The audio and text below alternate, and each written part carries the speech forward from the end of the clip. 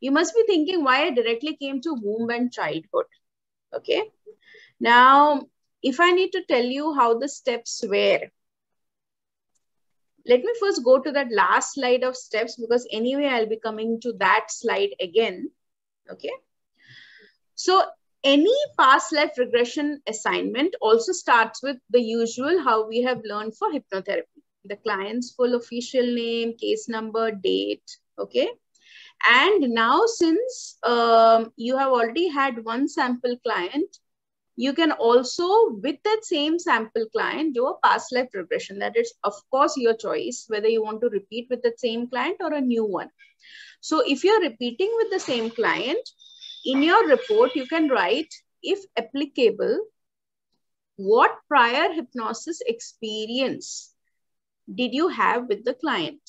Meaning, what did the client say, show in trance, say probably after the trance, post-hypnotic interview. So that can be noted here. Rapport is built when you are already done one session, and even if you have not done one session, the pre-interview before a session begins with your client is building the rapport. Rapport meaning the relationship. Rapport is a word which is known to all of us, but probably not to Payal and Dharna. Rapport in therapy terms meaning the friendliness, the bond you have with your client. Okay. So that is established through talks, through interview, in that manner. Then it's hypnotic and induction methods used. We have learned about the hypnotherapy methods. We have learned about induction techniques, not learned, but I have given you scripts about various induction techniques.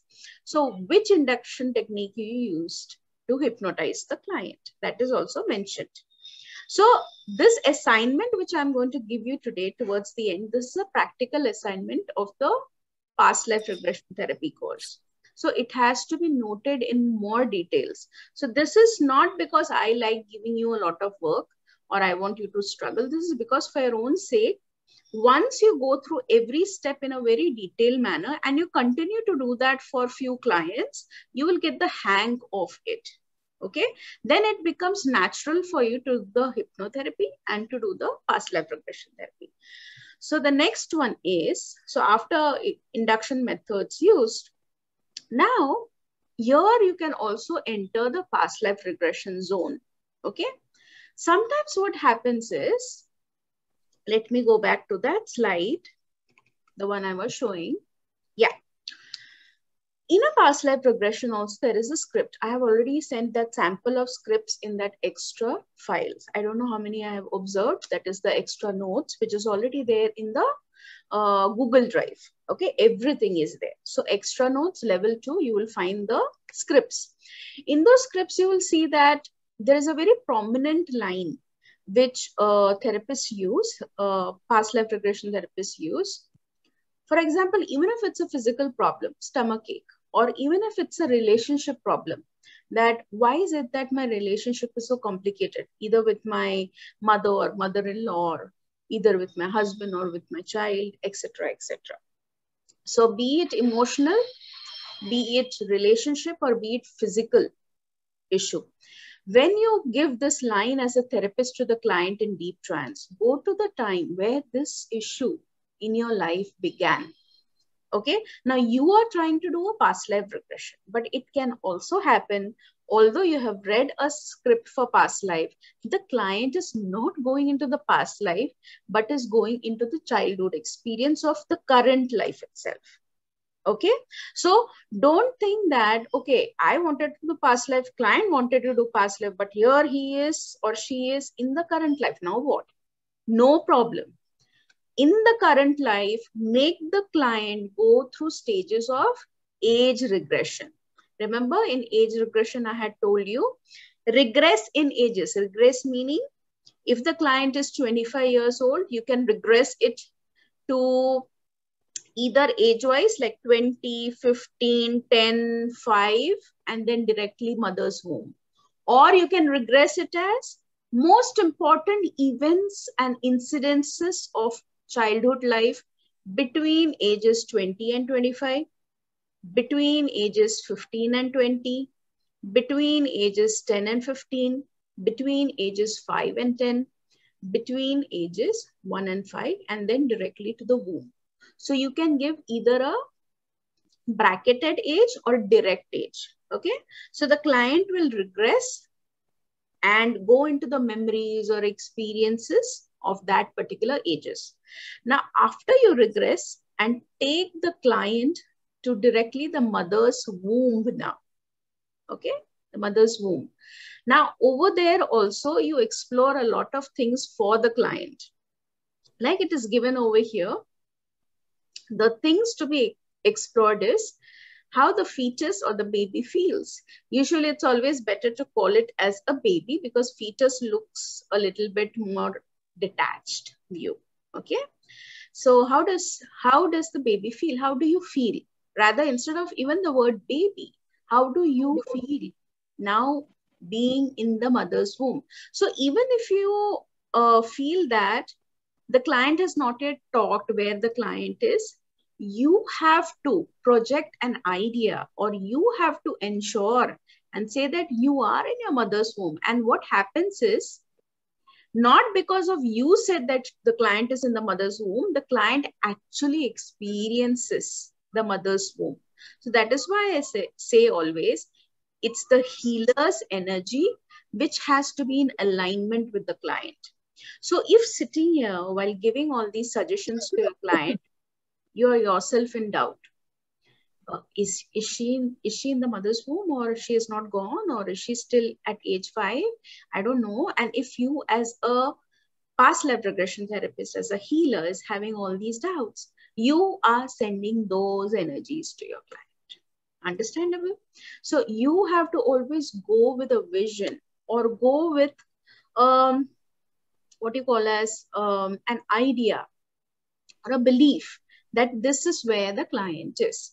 And sometimes what happens is, when if you are virtually and the camera is on the face of the side face of the client, you have asked the client to keep it on the face. Or if you are doing it in person and you see and you're looking at the client, is the client going to talk? Is the client going to say something? Is the client showing some signs on the body? Where is the client? Instead of having all those thoughts as a therapist, I would recommend during that wait time of 1 or 2 minutes, which you're going to give when the client reaches the womb, shut your eyes and meditate if you're going through all those thoughts. Okay? So meditate and keep letting the client know, even if right now nothing is clear around you in experience, what I want you to do is simply just be wherever you are. Slowly, things will come into clarity for you all. Okay. So that is how you can instruct the client, and slowly somewhere the client, usually most of the client, starts experiencing the womb. Okay. And again, I have always told you the experience need not be always visual. It can be bodily, it can be in thoughts, it can be in emotions as well, even if it's not vision. Okay. So, sometimes it happens that when you are regressing a client from childhood ages, okay, and also in the womb, that experience in itself can be very distressing. Like, if the client, while being in a mother's womb and the mother had fallen off the stairs, okay, so that baby feels that distress. And what if your trance has taken the baby exactly to the time when the baby's mother fell down the stairs? Okay, so the baby feels distressed. So you will also see those reactions sometimes in the client in front of you, which we call as abreactions, very strong reactions. In such circumstances, what you have to do is the standard one: ask the client to float above and see whatever is happening to that baby or to that child from above, like a movie, and narrate the experience.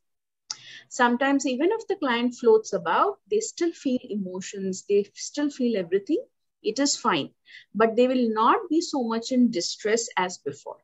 Another way to reduce the distress is the breathing.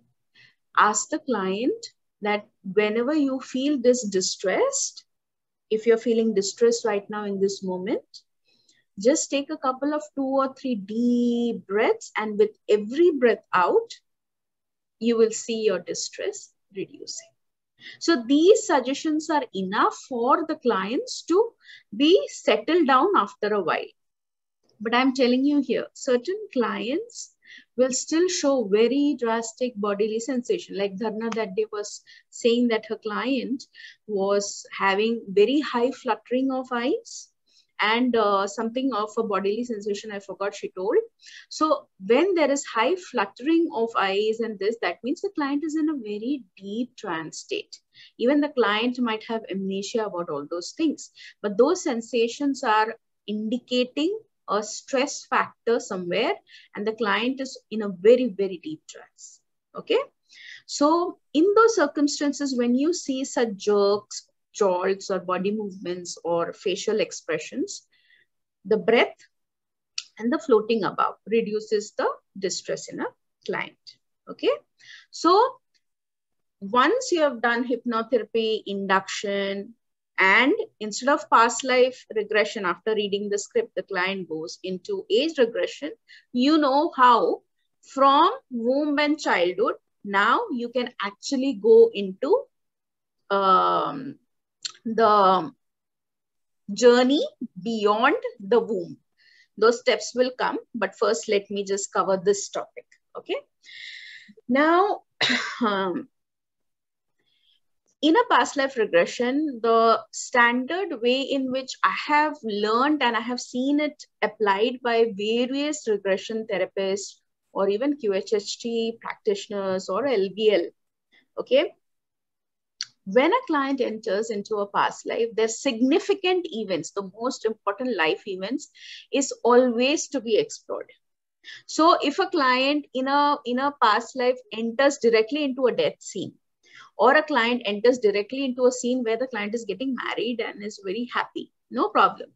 Let the client experience the death scene first properly, dissect it properly with questions, dissect the marriage scene properly with questions, and then ask the client, move ahead and go to a time in that life which you have entered to a very important event. And I specifically use this technique. I use 3, 2, 1 and snap. The snap is because, you know, it creates a jolt. Like when a person is in deep trance, there is sort of jolt, just like when you have a jolt of going into a deep state and you feel as though you are just rotating or you are just moving through a tunnel, all those jolts. So my technique is snapping. You can innovate your own techniques. If you are musical, you can use a musical instrument for that. You can even ring a bell. You can even ring the bell of a puja room. Okay. So you can be innovative in that. Okay. Because I feel that the sound always creates a vibration and takes the client where it needs to be. So go to the next important event, 3, 2, 1 and snap. Now, if the client says, I see this, explore that event. Explore that event meaning explore how the client is feeling emotionally, what the client is doing, who are the people around them, what is the situation, how is the client's body feeling, are there other buildings or houses, which city is it, can you see the year, do you have a newspaper, if you are where is your home, go to your home, 3, 2, 1 and snap. The client is then in the home. So the client goes inside the home. Now, sometimes in order to describe how a client is looking, okay, in that lifetime, because the client is not the same gender and form, need not be in a previous lifetime. So when we usually give suggestions, it's all there in the script, but I'm explaining here. When we usually ask the client to describe how the client is looking, it is usually done in the first point of entry into a past life. Like I usually begin with, look at the ground you're standing on. Okay. So the client usually comes to know it's cemented, it's grass, or it's stones, or it's mud. And then from the ground up, what are you wearing on your feet? Are your feet barefoot? Are you barefoot, or are you wearing something on your feet? Describe what you're wearing on your feet. Coming up, what are you wearing waist below? What are you wearing waist up? Sometime, and what is the color of your skin? Are you holding anything in your hands? Is there something in your hands? So by all this, the client also comes to know the client is a male or a female in that past life. Okay. Now, if the client is not able to describe all this, visually cannot see nothing, but the client just have a sense, probably I'm a girl. So the scene I'm coming down to again is the home. Now, if your snapping takes the client to a home, usually I do this activity where in the home, everyone has a mirror, okay? No matter which era. At least the era, if the client has not entered like, you know, BC and 1700, where probably they were something different to mirrors. So ask the client, is there a mirror in the house? Tell the client to go and stand in front of the mirror. What do you see? So instead of asking the client to describe himself, what do you see? The client then describes. So the client is himself or herself in that mirror. So now you must be thinking, why is appearance so important? You know, usually it is not important, these details, but we do that as a past life regression therapist because it's so hard for clients to understand that this is not their imagination. This is what was their life. So when we take such details, what is the year? How are the people dressed? What are the usual traits and characteristics of the people? If in this lifetime you are with a dark-skinned girl as a client, and in that lifetime the client is a foreigner with a white skin, now this cannot be a part of imagination. Okay, so for the client's belief to get stronger and the experience to get more deeper, as a regression therapist, we take on all these things as an extra work. Look at yourself, see how you look, blah, blah, all those things. Otherwise, in a therapeutic or healing sense, appearances are not required. A lot of people ask me, why do you not take the year, which year it was? If it was this year, did the client ever see so-and-so king or queen, etc., etc. So my answer to such questions, which is a general question, is simple, that I'm here not to prove that they are in regression. I'm here to heal. So that is my answer. But if you are a curious person and you want to explore everything apart from healing the client, go ahead and explore, in my opinion. There is no harm in it. It's just that you will be giving more time to the client. Okay? Okay. So this is how significant events need to be explored. And one way of exploring the significant event is sometimes it happens that the client, even if they have talked during deep regression trance, they are not able to speak every experience during that time. Because many a times what happens is, when you are in a deep trance and when you're trying to talk, okay, something is to be expressed, it's very hard for clients to bring out the words from the throat. It's like a little bit like dry, choking and something like that. And the client feels it like a task to talk. So the first 2, 3 words, 4, 5 words, the client will feel it difficult to talk, okay, and express and share what the client is experiencing in those important events. And it's normal. Sometimes the clients also become conscious when they are talking, because they know that, yeah, they have to talk now, tell the therapist, but they want to be more into the trance experience. So sometimes clients choose to just be silent or talk less. So what you are getting sometimes as a narration in deep past life regression trance is 50% or 60%. Sometimes, as I said, many of the client will say everything, even without you asking any question. They'll just keep narrating, oh, this is happening, this is happening, this is happening, this is happening. So sometimes there are clients like that as well. So, and both kind of clients are good, no problem. As I said, healing is about not that this is right and this is wrong, the steps have to be like this and this has to be how it needs to be. No, there are no rules of healing. Okay. So another aspect which I was narrating in regard to this is, so after the past life regression therapy, hold a post-session interview with the client and then ask the client, what was your experience? What did you see? The client, you wouldn't believe, the client starts narrating more details, and the client actually himself or herself connects those experiences to the current life of the client. Example, if the client in a past life has drowned and died in that manner, sometimes in this present life, the client is born with a fear of water. So that explains. But it's not necessary that every client who has had death in water comes to this present life with a fear of water. It's not so. Sometimes the in-between journeys, life, births of the client has already released that fear.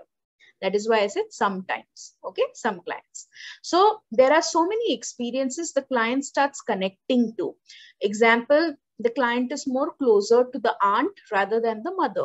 Now the client knows in that past life, that aunt was the mother and was a very loving mother. So the client, even in this lifetime, feels more closer to the aunt than the mother. Okay. So the client comes to know more connections of that lifetime to this during the post-session interview. And I have always told you to be careful. Do not interpret the experience for your clients. Questions are the only thing which you as a therapist need to focus upon. Now, sometimes clients find it hard to explain it all in words in deep trance. So that is why a post-interview session, it revives more memory. I sometimes ask the clients that if you want to narrate what the client remembers or what happened, you can even close your eyes and talk. So I sometimes ask the client to close their eyes so that even I'm not there in front of the client and the client is still able to connect to that experience and talk. Okay. So both things work, with open eyes post-interview or with closed eyes. Any questions so far? Anything you wanted to ask so far? How is it? All clear? It is clear, but I have another question. I don't know, it's like way out of this topic, but again, a question that if we, so we say that we create our own lives, we take responsibilities of our own life, we come to existence, and also we plan our death. So for example, the example that you gave, that somebody died because of drowning. So this event was already planned by the soul. Why is that we carry on these impressions into next lifetime and start implementing it in the next lifetime? It's very vague. Why do we do that if we already know that it's supposed to? One answer. It was the plan of the soul and the impression is of a human. So the human, whatever. But the human died here. So the human during death, whatever experience is being carried, that impression is imprinted in the soul as a memory. So why does the soul need to be born as a human? Because over here at a physical level, we are having strong emotions, sensations, experiences. Everything is like alive for us. For a soul, it's just energy. So soul has written all that life scripts, okay? Written the death is in the water. But during that death, the soul cannot write what the human is going to experience, feel, and sense. What would be the last impressions of the human mind? That a soul can never write. Otherwise, why do the souls need to be taking on these journeys?